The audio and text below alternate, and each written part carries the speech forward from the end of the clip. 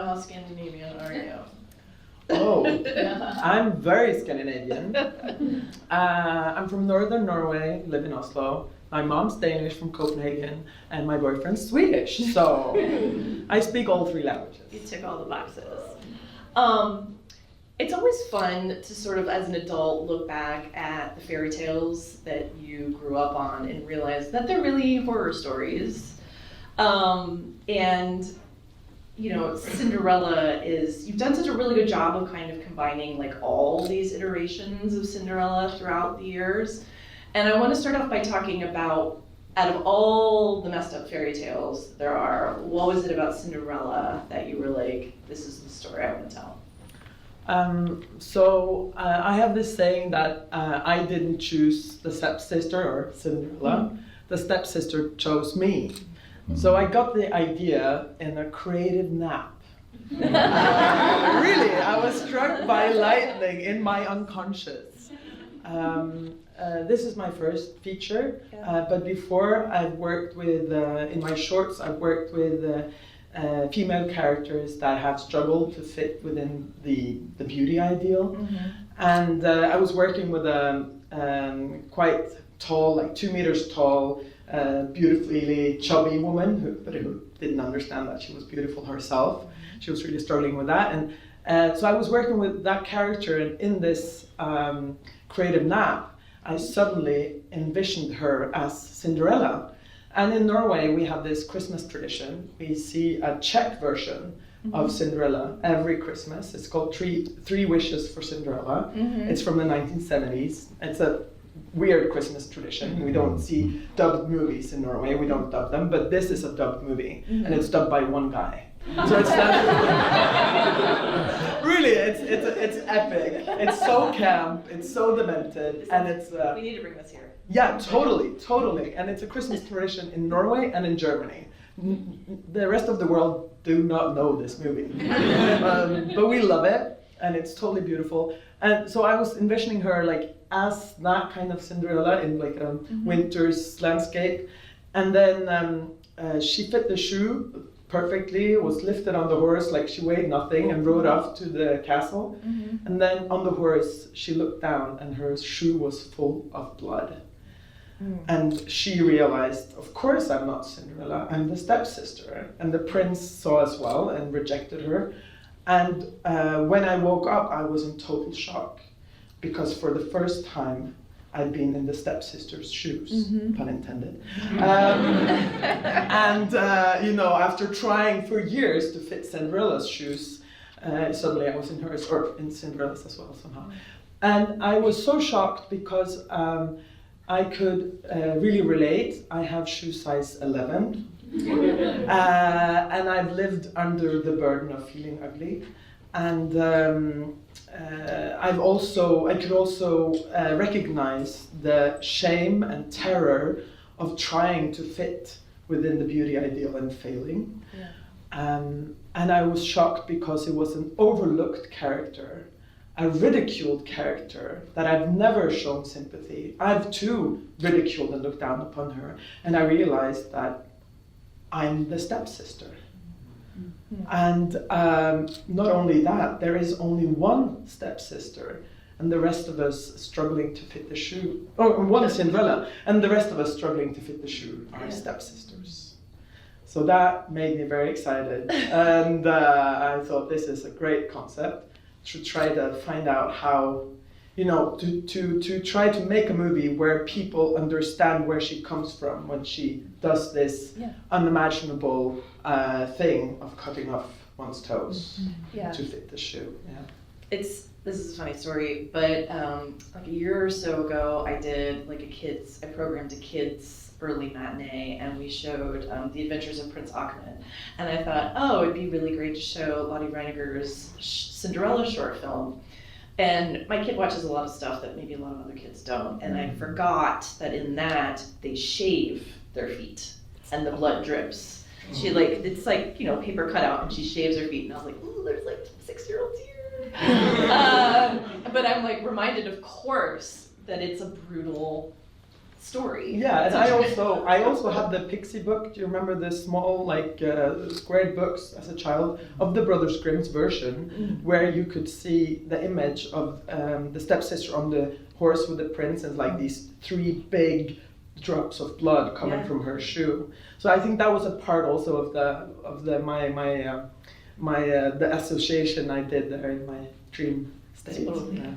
Well, I've read that you've coined this, well, you're saying this term that I love, which is called beauty horror, because I think it's like one step closer, like one step like more against like patriarchal systems that are in this, to beauty horror, about what we do to our own bodies, and how, like, when you think about the lineage of Cinderella, it's like centuries of women really, even to now, taking Ozempic and doing these things, you know, like really going out of our way to disfigure ourselves to look a certain way.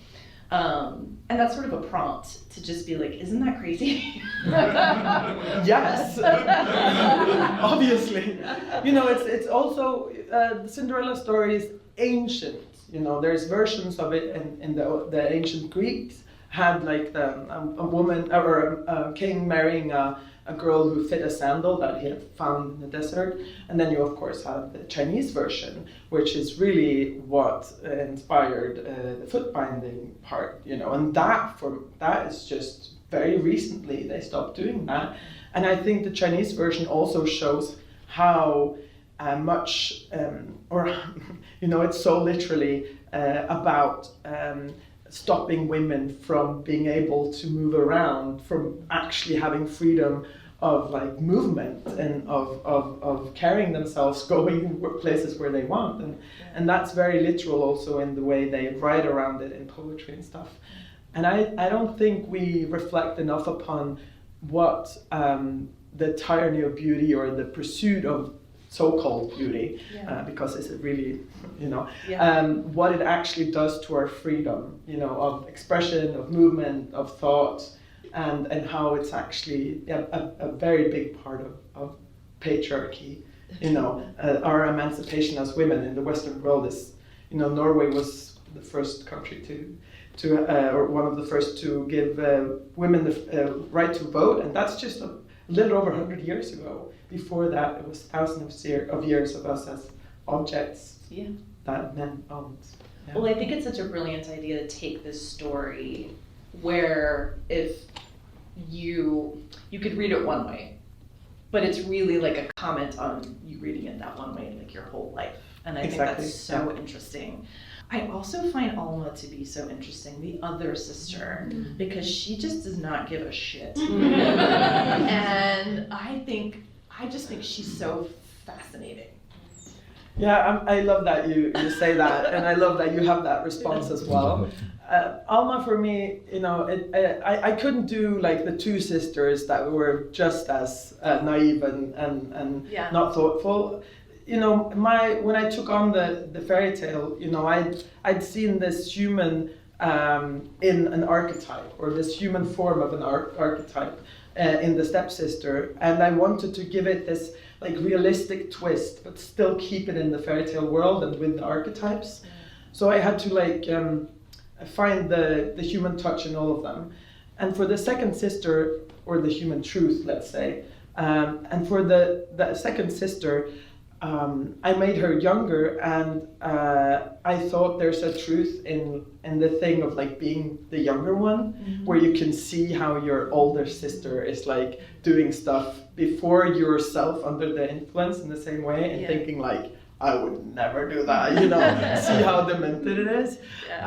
But also, I needed someone to be a sane character, to put some sanity in there. She is like the voice of reason. She is the voice of reason, and somehow she's the advocate, or the representative of the audience in the movie. So when everyone's demented, you can like look for Alma and be like, oh yeah, so I'm not the only one thinking this way. And also she kind of represents me in the movie as well. So you can have this feeling that, oh, the person who made this movie is like, she knows there's like a view on this, you know, it's not going. I myself struggle a lot with body image and and body dysmorphia.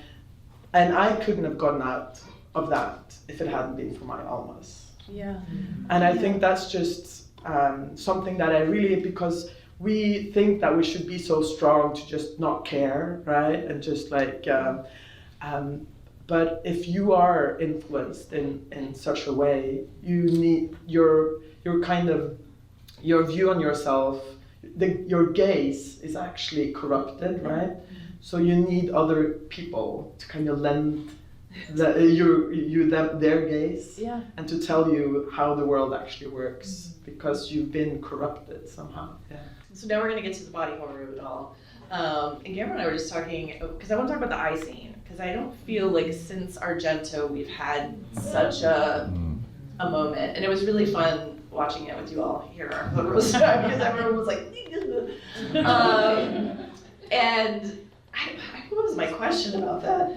Oh, because I just think it's like so incredible, this thing that you don't flinch away from it, and the way that you sort of show it. There's nothing implied. It's there. It's there. It's there. You know, my big inspirations are, of course, David Cronenberg. He's my gateway into everything body horror, but also Argento. And I think what's great with, and also opera by Dario Argento really inspired that scene. Yes.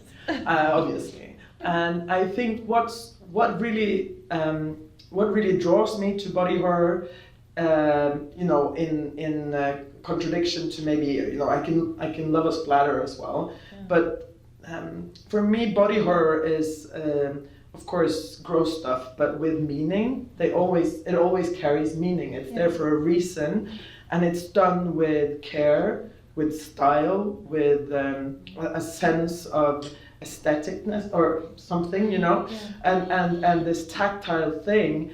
And when and Cronenberg and Argento, they show it with this intent, which makes me as an audience, and they don't finish away either. And I love that with body horror, that it's or that type of body horror, that it's not there to just like shock you and then you can't see it again, because that's actually somehow more traumatizing than when it's there and you have time to kind of look away, look at it, like really study it, take it in. But you know, it's like it's. I think what is so great with body horror is that it really reminds us that we have a body.